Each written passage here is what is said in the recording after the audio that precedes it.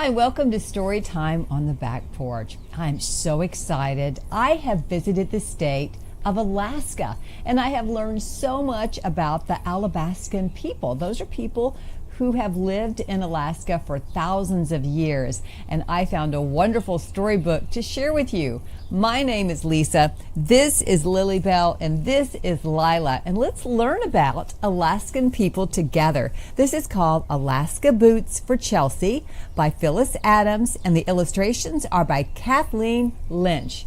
Let's meet Chelsea. Chelsea smiled as each snowflake touched the ground.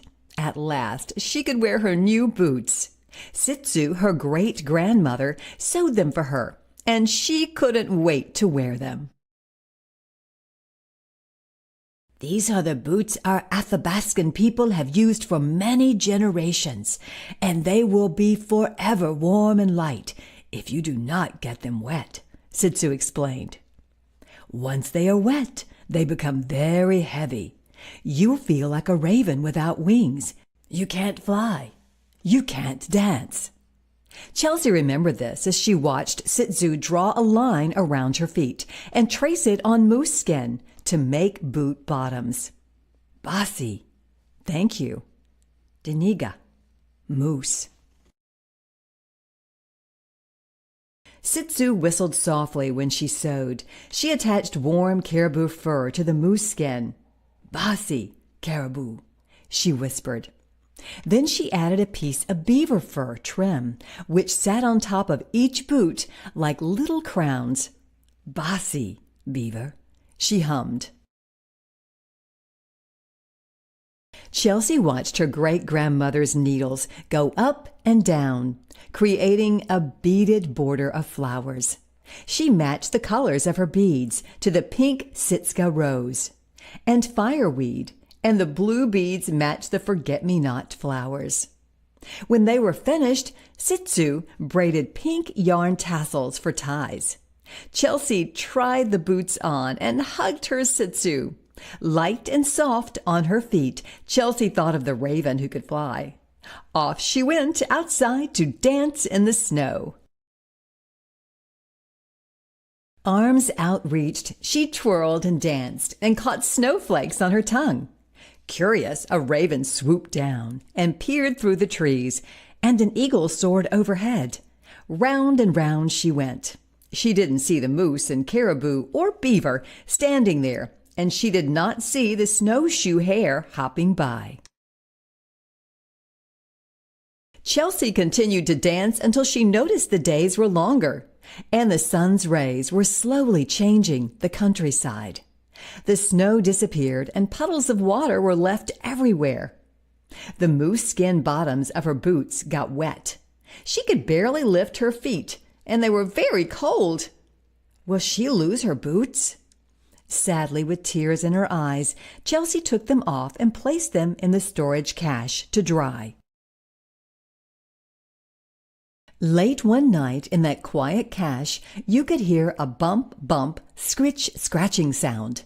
And Ermine was tugging and pulling the boots off the hook. He pulled them into a dark corner where no one could see them. Scritch, scritch. A field mouse scratched and clutched at the boots. The next morning, Red Squirrel began storing spruce cones inside one of the boots. The boots were tattered and torn. Lonely days passed, and the nights were cold. A blustery wind and snow swirled its way through the open cracks of the cache. Chelsea's boots were covered with snow until they looked like frosted marshmallows. How would she find them again? The countryside was covered with snow, and it looked like a giant's white quilt. It was once again time for Chelsea to wear her warm winter boots. "Where are my boots?" Chelsea cried as she searched the cache. Her mother and father helped her search the cache. They did not find them. Her grandpa and grandma searched the cache. They did not find them. Sitsu searched the cache. No one could find Chelsea's Athabascan boots. Then one day she saw a tiny sparkle that shimmered in the corner of the cache. It was a pink bead attached to her lost boots.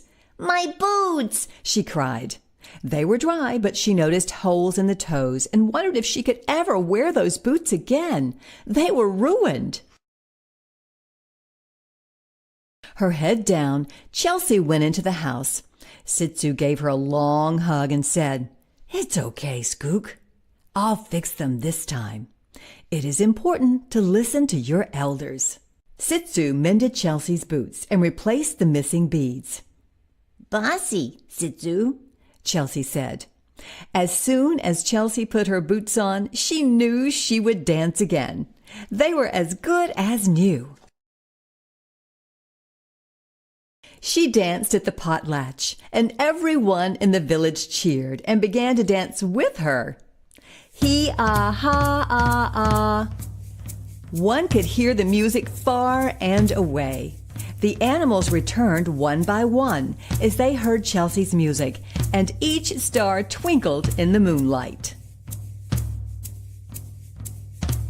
As the music seemed to float through the air, the aurora borealis danced above their heads, swirling soft strokes of pink, blue, and silver higher and higher in the sky. Hee-ah-hey-ay-ay.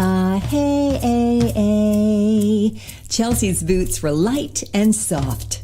They made her feel like a raven about to fly. Drum, drum, drum, hee-ah-hey-ay-ay. Off she went to walk in the snow. I am like a raven dancing in the wind, she thought. Alaska is such a beautiful state. I hope you get to visit there sometime, and maybe you'll get to see some of those Alaska boots. I got to see some on my visit. Alaska boots for Chelsea. That was our story today. You can join us for a story anytime right here on Storytime on the Back Porch. Be sure to subscribe.